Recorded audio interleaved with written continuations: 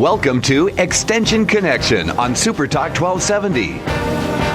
Thoughtful information and discussion with experts from both Burleigh and Morton County Extension Service offices. Extension Connection provides advice on family nutrition, issues in agriculture, lawn and garden, community leadership, homeowner concerns, and so much more. Live from the Super Talk 1270 studio, this is Extension Connection. And welcome. Good morning and welcome to the Extension Connection. This is the Morton County Extension Office here today. Vanessa Hoynes, Extension Agent in Morton County, and I'm joined by Jackie Buckley, Extension Agent in Morton County, and it's just the two of us today. Yes, we're without Carla, and I know she's jumping for joy. I know, yeah, she's really missing it, I'm sure. Yes. Well, I know we have lots of programs that are coming up, some that are still yet coming up in the next few weeks, and then I have some things, and we both have some things coming up in the new year. Can you believe it? It's already going to be a new year. Yeah, that's right. It's not far away. But I'll let you start off with things you have coming up, Jackie. Okay, and first of all, tomorrow is the NDSU Beef College, and producers out there listening sure have time to still register and still can attend. And if you're interested, call our office at 667-3340, or you can call the Fargo office at 231-7657, and you talk to Lisa there. But you can call our office or your local county extension office, and I'm sure you still can get registered, or you can just walk in. It's just for meal planning. We really need to know. And tomorrow it will be held at, which is tomorrow, December 3rd. Right? Mm-hmm. Yep. And it will be held at the Ramada Inn, which is formerly the Doublewood, in Bismarck. And it starts at 9 o'clock in the morning. And presentations will include Dr. Greg Lardy, who is the department head for the NDSU Animal Science Department, is kind of give a state of the beef industry address as to what's going on in the beef industry in North Dakota, maybe some of the things that are going on at NDSU in the beef research area. And so we're going to welcome Greg, and he'll be first on the program. In addition, Nancy Jo Bateman, the executive director for the North Dakota Beef Commission, will be speaking and giving us a North Dakota Beef Commission update. And I'm sure she will be talking about the checkoff dollars and the changes in that. And if you have any questions for Nancy Jo, you sure can come and listen to her talk as well. We also have two researchers that are going to be attending and to give us some research updates that are going on at NDSU. And Miranda Meehan, Lauren Hanna, Allison Ward, and Joel Caton from NDSU will be talking. And I'm pretty sure Miranda will be talking about our road ditch survey that we did, road ditch hay survey that we did this past fall. I do not have topics, I guess, available for what the other three will be talking about, but we'll get some updates from the NDSU research in beef from those three. And if I know Joel, it'll be about nutrition because he's an animal nutritionist at NDSU. Do you know what they were researching with the roadside hay? Actually, we did. All the agents that were involved, we collected road ditch samples and road ditch hay samples. It's hard to say. Yeah, it's hard to say. And we did that this fall, and also during the summertime, from about July till October, to get a range of when that hay was baled. If it was baled on rural roads that are dirt or highway road ditches, to see how much dust was in there. And then they did a nutrient analysis on the hay, and we'll report back to the producers that we did too as well. That should be interesting. Yeah, it is, because there's never been really a sampling done here in North Dakota of our road ditch hay, and so we maybe will be surprised, and it's better quality than we think. But it also, of course, depends on when it was put up is the big thing. And you wonder if there will be a difference between west to east. Correct. Yes, and it'll also depend, of course, on what's planted in that road ditch. If there's some alfalfa, of course, it'll be a little higher quality, and that sort of type of thing. So yes, hopefully I'm pretty sure that she got, I don't remember how many samples. She wanted like 200 samples, and I don't know if she quite made it, but I got my quota in, so that's all that counts. You got your job done. Yes. And so then we're excited to be welcoming Marcus Bricks. And Marcus works in Denver, Colorado, and he works for CattleFax. And CattleFax is a marketing organization, and he's going to be talking about the cattle industry outlook, what's next on that stage of the cycle. And we all know that prices have been going down, and so hopefully Marcus will have some insight as to what's happening in the future, and is it going to be this year or the next year? How low are those prices going to go? And Marcus will be discussing that. Carl Dolan, NDSU Animal Science Department, he's our extension specialist. We'll be talking about implementing AI in beef cattle operations. And actually, this is some research that was done on-farm research with extension agents involved in some counties. They had pilot herds where they did some AIing and on commercial herds. And so Carl is going to be talking about how that project went and how the research is going on that project. Chris Ringwall, who is at the NDSU Dickinson Research Extension Center, will be talking about when to calve, discussion of calving date observations. And at the Dickinson Research Extension Center, Chanda Engel will be talking about year-round confined pastures. Year-round confined cows versus pasture management systems. The veterinary feed directive will be visited about with Lisa Peterson. And lastly, a panel discussion, filling the workforce needs in the beef industry. And so we have producers out there that have foreign workers coming. And we have a lady coming from the Council for Accreditation of Educator Preparation. And Jamie Haig and Will McDonald, our ranchers, will be talking about how they work it in their operation and what are some of the regulations that you have to have. So producers might be interested in that. And so this is all part of the Cow College that's happening Yes. tomorrow. Tomorrow, yes. And it starts at 9 o'clock, December 3rd at the Ramada Inn. Real quickly here before we go to the break, the Bismarck Irrigation Workshop will be held here in Bismarck on Thursday, December 10th, and that'll be held at the Best Western Ramkota Hotel in Bismarck, with registration starting from 7:30 to 8:30, and there's several speakers on the program. And it's held in conjunction here in Bismarck with the North Dakota Water Users Convention that is held here. And there's several speakers on the agenda to talk about irrigation developments along the McCluskey Canal, variable rate irrigation, prescription maps, variable frequency drive, the annual meeting, pesticide-resistant weeds and irrigation, recognizing salinity or sodium soils, irrigation management and research at the Nesson Valley, and new developments at the Oaks Research Extension Center. You can register at the door for this meeting. It's $20. Once again, Thursday, December 10th, 2015, at the Best Western Ramkota in Bismarck.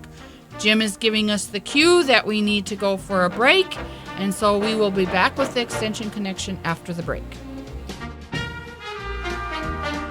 Currently, it's 19. News and Views with Joel Heitkamp. Weekdays on Super Talk 1270. Welcome back to the Extension Connection, and we have the Morton County staff with us again today. And Vanessa and Jackie are here to talk about some extension programs. I'm going to scoot on out of here after I get done talking. I have a crop improvement meeting at 11:30. And so, and then we have the Southwest District meeting at 1 o'clock at the ARS station. So if there's any of you that are listening that think they want to come, they sure can. So There's still time. There's still time, yes. And so the other thing that I'm going to talk about is the marketing group meetings that are going to be held. And they're a series of meetings they actually started already on November 16th. And actually BSC and the Burley County staff are the ones that are really working on this. And I would guess that Ashley probably has talked about them. But I'll briefly mention that next week, December 7th, which is Monday. Yep. That Dave Spickler from Blue Flint Ethanol will be talking about ethanol in the corn markets. December 21st, cost of production in crop production in central North Dakota. January 11th, progressive ag market outlook and crop insurance update. January 20th and 27th, Frayne Olson will be talking about learning to be a trader. This is 2 nights. Please plan to attend both. This one they need RSVP because what I think is they're bringing the computers and they're going to be actually being able to do trading like they do at NDSU downtown on the downtown campus. And so that'll be very interesting if producers are interested in that. But not using real money. No, not using real money. No, and you won't have to use your money either. January 21st, there's going to be a crop and livestock market outlook with Frayne Olson, Tim Petrie, Andy Swenson, and Dwight Ockery. And this one actually is at 1 p.m. There might be additional dates, February 8th, 22nd, and then also March 7th. And these are being held at the High School Career Academy on the BSC campus in room 108. And so you can find, and I'm sure the gals at the office will know where they'll be held. Of course, that's in the evening, so there won't be anybody there to tell you where to go. But they usually have signage out. Up, Yeah. Yep, to let you know. And so just to let you know that. And I suppose, can people find that on our website or on Burley County's website? Yes, I'm too? sure they can find it on the Burley County website, and I guess we can put it on ours as well if there's anybody interested, and we can put it on our Facebook page as well. I'd like to remind producers in Morton County that we have an allotment of North Dakota Genesis Barley. We had 2 growers that grew foundation seed, and I found out this morning from one of the producers that his did not pass field certification. So hopefully I'll see the other grower this afternoon and we can discuss that. But ND Genesis was developed by the NDSU Barley Breeding Program and released by the North Dakota Ag Experiment Station in 2015. It's a high-yielding 2-row barley variety. It's based on 8 years of barley breeding programs, yield trials across North Dakota. ND Genesis has about a 5% yield advantage over Pinnacle. The average yield advantage is over 8% in eastern North Dakota and nearly 3% in western North Dakota. The test weight for ND Genesis is similar to that of Pinnacle. Results from micro-malting tests show that ND Genesis and Pinnacle have similar percent grain protein. And as some of you may not know, you want, for malting barley purposes, for making beer, they want that protein below 13.5%. And so they want it lower as compared to what we want it for feed barley. And so ND Genesis is a 2-row barley that will certainly fit the bill. ND Genesis has good disease resistance. It is moderately resistant to the net form of net blotch, moderately resistant to spot form of net blotch, and moderately resistant to spot blotch based on greenhouse testing. This variety has better resistance to the net and spot forms of net blotch than Pinnacle, and similar resistance to spot blotch as Pinnacle. Compared to tradition, Genesis has better resistance to those forms of net blotch. The improved foliar disease resistance and yield potential of ND Genesis as compared to Pinnacle made it possible for a replacement of Pinnacle. ND Genesis seems to be adapted well to all areas of North Dakota. To ensure genetic purity, ND Genesis will be protected under the Plant Variety Protection and under Title V and must be sold as a class of certified seed. If any of you out there are interested in growing Pinnacle, it would be registered seed. This for this coming spring, you should contact my office at 667-3340 and get your name on the list to sign up for ND Genesis. There also is a new conventional soybean. I know that most of you listening out there, if you're growing soybeans, are using the GMO Roundup Ready product. but North Dakota has released a conventional soybean, and if you're interested in that, we can get you more information on that as well. There also will be, for those of you that might be interested in durum, Joppa was released in 2013. It also was grown this year in many areas of the state, and so if you're interested in that, I know that Morton County doesn't have a lot of durum growers, but if you're interested, call our office, and I can get you in contact with a Joppa grower. The new seed guides are out. We just got those, and I'll get my supply from the seed department today when I go to the crop improvement meeting. But if you're interested, we can get you a list of the growers as well.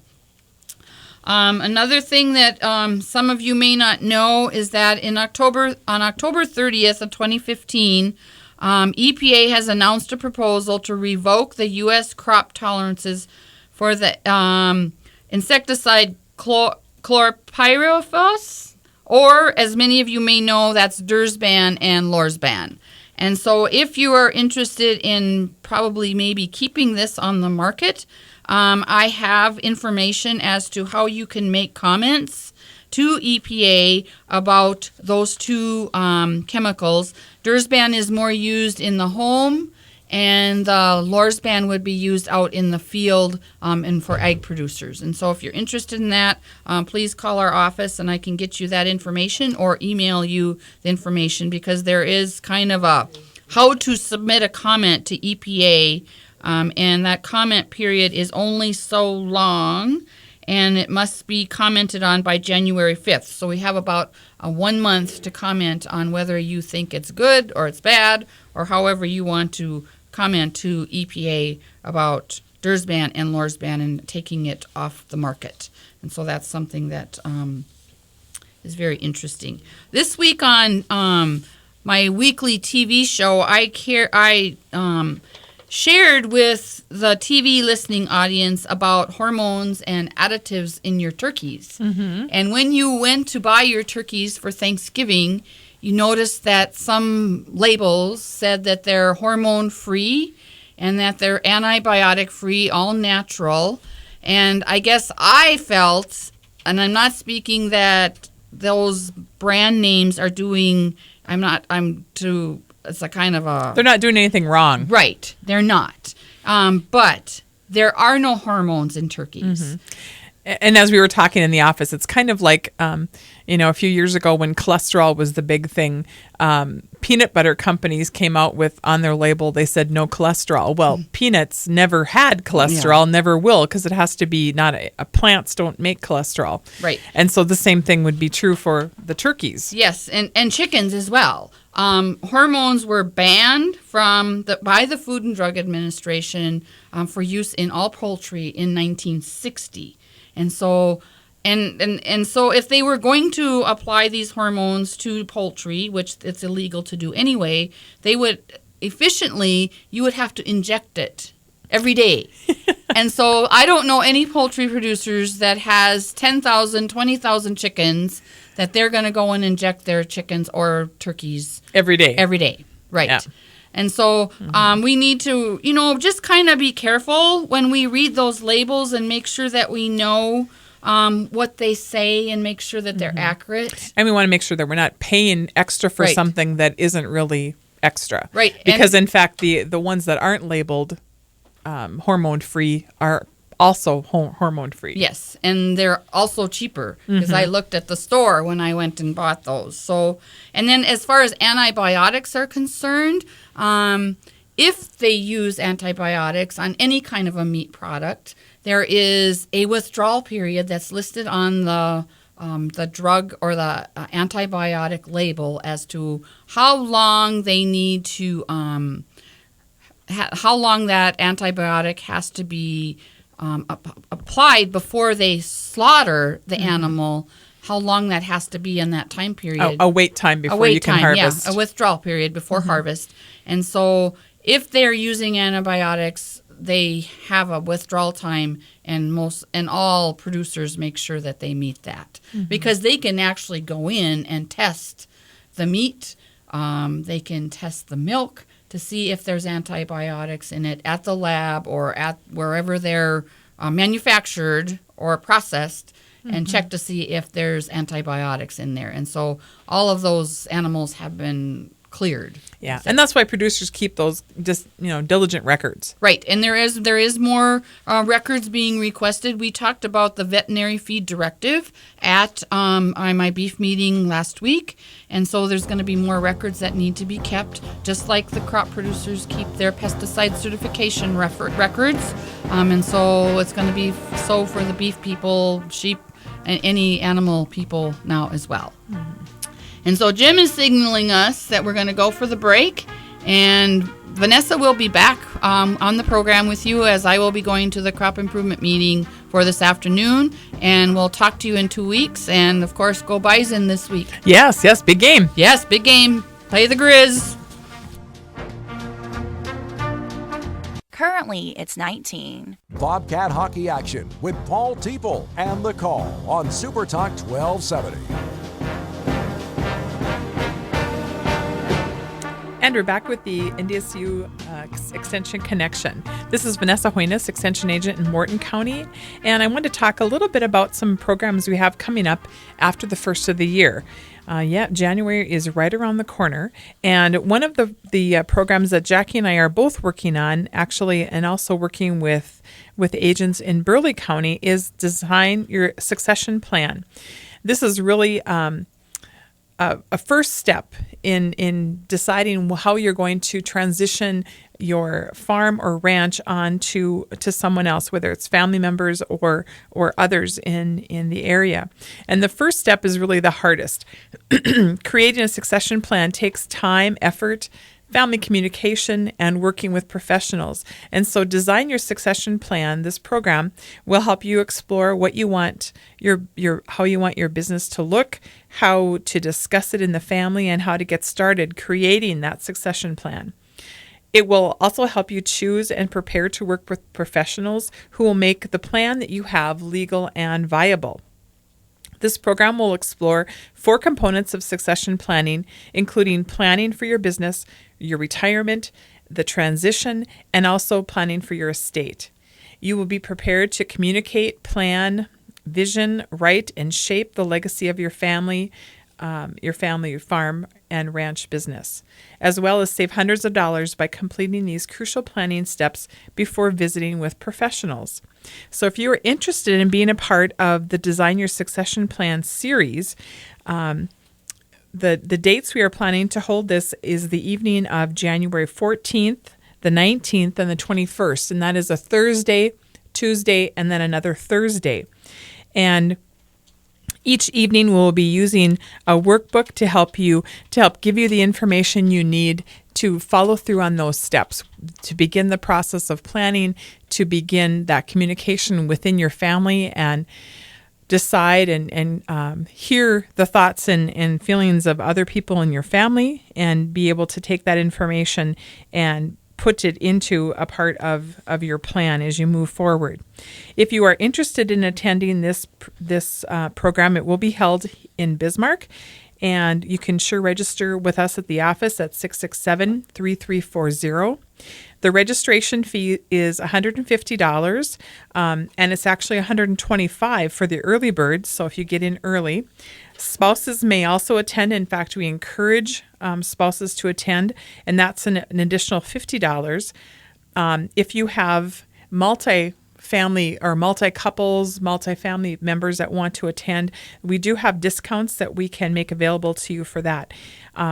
And the cost will really cover, we're planning to serve meals at those sessions, those evenings, and then also all the other materials that you will be getting. And so there again, designing your succession plan, something that we all need to be thinking about, and making those plans ahead of time so we're not caught off guard if there is a tragedy or something else happens within our family. So another program I have coming up is called Stepping On. And Stepping On is a program that works to help people prevent falls.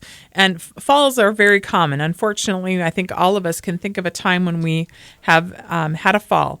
And a fall can result in injury or can also shake your confidence, and both sometimes.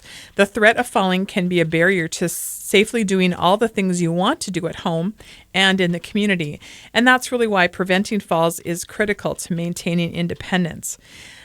Some of the statistics around falls: more than 1/3 of people age 65 or older fall each year.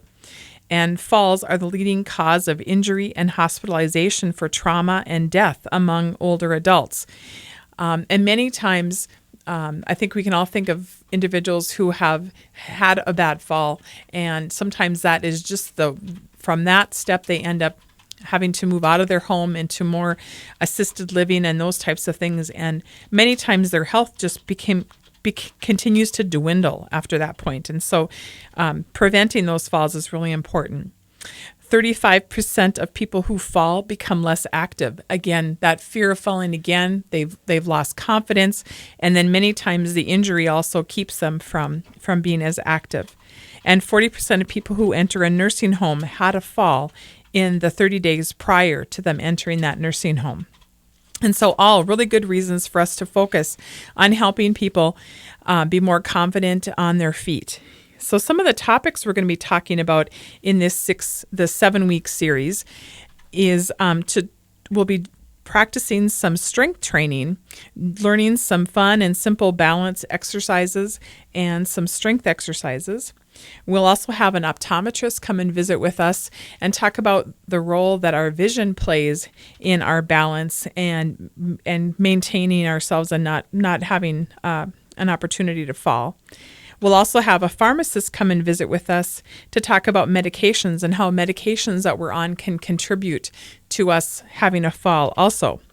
And then we'll talk about other ways to help prevent us from taking that tumble. This class is going to be held on Tuesday afternoons beginning January 19th, and it will be on consecutive Tuesdays for those 7 weeks. The cost for this class is only $20, and that really covers the materials, and then participants are also going to receive ankle weights that they will use with the exercises that they'll be learning throughout the process. Many of the individuals who have taken this class have talked about how they're feeling so much more confident, not only in their homes, but also when they go out into the community to do their activities and be involved. And so if you or someone you know is concerned about falling, has a fear of falling, has maybe fallen in the past year, this might be the opportunity for you.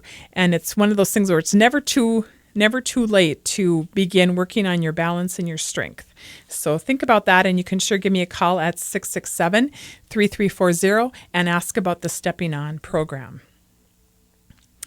Another program I have coming up is called Powerful Tools for Caregivers. Caregiving is a rewarding process, but let's face it, caregiving also can be very stressful, physically, emotionally, and financially. And so Powerful Tools for Caregivers is a series of classes designed to provide you, the family caregiver, with the skills you need to take care of yourself. With these 6 1.5-hour class sessions held once a week, we will talk about some different tools that we can put in your toolbox to help you deal with being a caregiver. And so some of the tools we'll be talking about will be ways to reduce stress, ways for you to get away from that stress, ways for you to do some relaxation. We'll also talk about improving your self-confidence. Many times if we are tied down and doing lots of caregiving, we don't have an opportunity to interact with others. And so this is also an opportunity to do that. Kind of a recheck on balancing your life, making sure you're taking time to do the hobbies and the things that bring you enjoyment also. Ways to better communicate your feelings. And we'll also be talking about practicing having some of those tough discussions and making some of those tough decisions. For example, one of the things that always comes up that we talk about is having that discussion with a loved one about maybe they're their lack of ability or their decreased ability to be able to drive. Taking away those keys from a loved one is not an easy practice or easy thing to happen. And so how to have that discussion. We'll also talk about other resources within the community that can help you find help. What we don't remember sometimes or don't think about sometimes with caregiving is that we're used to taking care of our loved ones when they're ill. And usually when they're ill, they get better. But when we're talking about chronic illnesses, they don't get better. And so there's not an and. Instead of them getting better, in a chronic disease, folks tend to get worse. And so instead of getting a relief from that caregiving, it just continues on. And so we need to make sure that we help each other take a break from that. So the caregiving class is going to be offered on Wednesday afternoons from 2 to 3:30, beginning on January 27th. And so if you are interested in this, again, you can call my office at 667-3340. These classes are also going to be, registration information will also be on our website. And the registration fee is $50, and that includes a book that you get as part of that class. And so again, if you are interested in that, or if you know of a caregiver who might not be aware of it, please share that information with them. And if you have more questions, please give me a call. With that, we're going to take a break, and we'll be back with the Extension Connection, and we're going to be talking about holiday spending.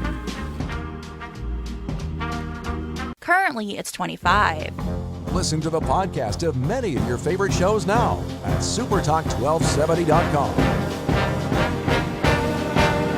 And welcome back to the Extension Connection. Just in time to get a frog in my throat here. This is Vanessa Hoynes with the NDSU Extension Service in Morton County. And I just mentioned we're going to talk a little bit about holiday spending. I think a lot of times the holidays bring lots of joy, but they can also bring a lot of stress to individuals. Thinking about how should I budget for this? And so I have some tips or some things to think about. You don't really have to spend a lot of money to give a thoughtful gift, but be sure to plan ahead and budget for the holidays. Some financial experts really say to stick with 1 to 1.5% of your annual income for holiday spending. So for example, if your family makes $25,000 a year, 1% would be $250, for example. Or for easy math again, if your family makes $50,000 a year, $500 could be set aside for spending on holidays. Another thing to think about is to consider spending just the cash you have on hand that you have earmarked for holiday spending. Or if you have additional money that becomes available between now and the holidays, for example, maybe you have a holiday savings account that you've set aside. Or if you have other monies that you have earmarked for the holidays, then use that. And then only charge if you feel comfortable that you can totally pay that off. You don't want to have to be paying interest on the gifts that you're giving away to this year in December and having to pay for it throughout the next year and so on. So some other tips to be thinking about. First of all, establish a spending limit, including gifts and parties and cards and food. And if you go on our NDSU Extension website and our Morton County website, you'll find something called My Holiday Spending Plan. And this is a form that can really help you kind of put some dollar amounts to things that gifts and other things, and some things that you might not even thought of that you'll be spending money on during the holiday season. It gives you an opportunity to list the people that you're buying gifts for and how much you're planning to spend on them. Gift wrapping is included. Holiday greetings if you're sending cards, if you're having to make long distance phone calls. How about the postage? If you're sending those cards, you have to buy stamps and so on. So thinking about how much that will cost. If you're having pictures made, if you're giving pictures as gifts and frames, those kinds of things. If you're packaging up some of your gifts and sending them, keeping that in mind in your budget also.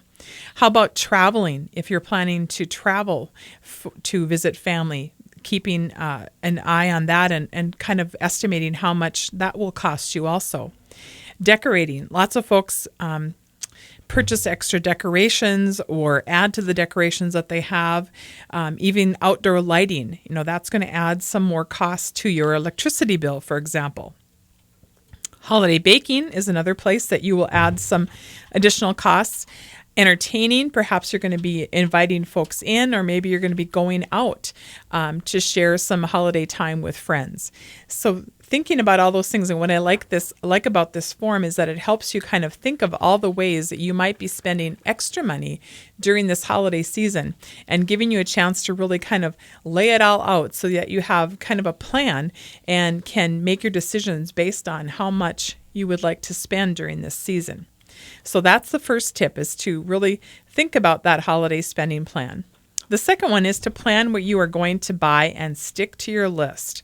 I think many times with all the deals we have out there, we have an idea to buy something for someone, and then we find out that when we get there, it's buy one, get the second one for a percentage off. And so instead of buying one, you end up buying two. And yes, it might be a great deal, but if you only plan to buy one, can stick with that. Or you have something on your list and you get to the store and you decide that the upgraded version is something you'd like to give, and so that's going to cost another $10 or something like that. So make sure you stick to your list and stick to the amount that you're planning to spend.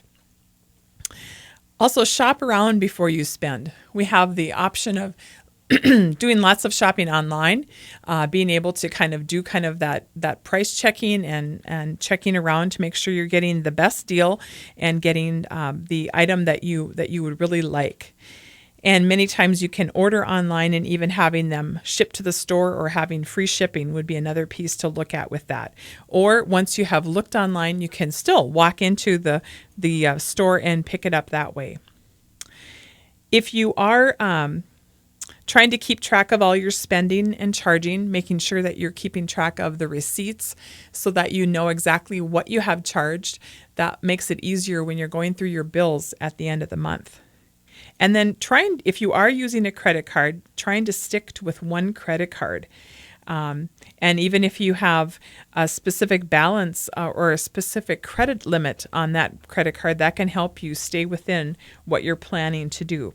And if you're just using one credit card, it makes it easier to track all those expenses all in one place.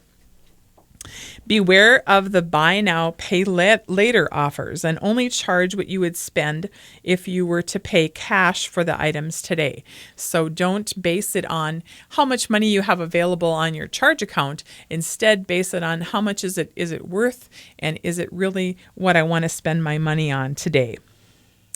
Another good suggestion is to have your family participate in a pick-a-name gift exchange. This helps to reduce the number of gifts that everyone needs to purchase. So instead of buying a gift for everyone, you buy one gift to share, and everybody receives one gift. Another tip is to not use your credit card to pay for group meals, even if you're going to be reimbursed. That can be a trap that we fall in. We go out with a group of our friends from work or other groups and offer to pay for the entire bill. They may give you cash, but now you have cash in your pocket that will probably go bye-bye really quickly, like cash normally does. And then at the end of the month, you get that large bill that's on your credit card, and that might sneak up on you. So be careful of doing that type of thing. Another tip is to consider making or baking a gift for delivery people, postal workers, other service providers that help you throughout the year. We definitely want to remember them, but there can be homemade things that we can do. In fact, we have a couple different publications, again, that are available on our website. There is one that's called Beverage Mixes in a Jar, and it has recipes for making 4 different types of beverage mixes. One's a double chocolate peppermint candy hot cocoa mix, a spiced tea mix. Another is a French vanilla coffee. And then lastly, a mint candy coffee mix. And these would all be dry mixes that you could put into an attractive container. Even some of the fun plastic containers that are reusable. You could easily dazzle them up a little bit to make them more Christmassy, put a ribbon on them and those kinds of things. And they would be a very nice gift and a good way to remember some of those folks rather than having to go out and spend a lot of money on a gift. Another publication kind of in the same line is called Mix It Up. And these include food mixes in a jar also that can expand your gift-giving dollar. And these are other types of foods. We have a country chili mix, a homemade cornbread mix, a cranberry oatmeal cookie mix, and also a friendship soup mix. And so again, these are dry mixes that you can put together in a container, making it very attractive, and then giving them the recipe to add what other ingredients they need to add in order to prepare that particular recipe. So another fun way to remember, whether it's teachers or other folks that we might have on our list. The other thing I like about giving things like that is that it's something that you've added your touch to. And, in this world, so many times, thinking about teachers, for example, they get, if you give them a thing, it becomes one more, if they get a mug from every student that they have every year, you can only imagine how many coffee mugs they get. And so thinking about not giving them a thing, but giving them something that they can use, enjoy, and then they don't have something left over when it's all done. The last thing is to give time instead of monetary gifts.